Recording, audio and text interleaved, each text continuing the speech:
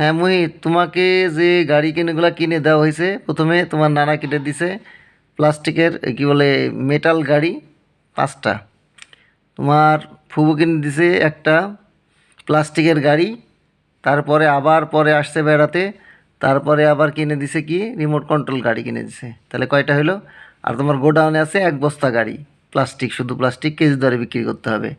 এখন তুমি আবার লেজার লাইট চাচ্ছ।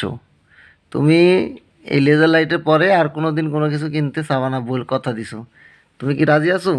হ্যাঁ আবার বলো।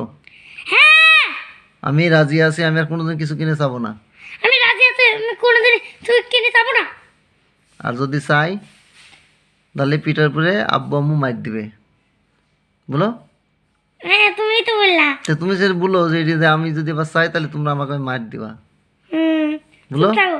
বলো। তুমি তো বলে দিলা। হ্যাঁ, তাহলে এবার যদি তুমি চাও কোনো কিছু, তাহলে তোমার পিঠের পরে কি দেবো? বোম পটাই দেবো, ঠিক আছে? আচ্ছা বলো।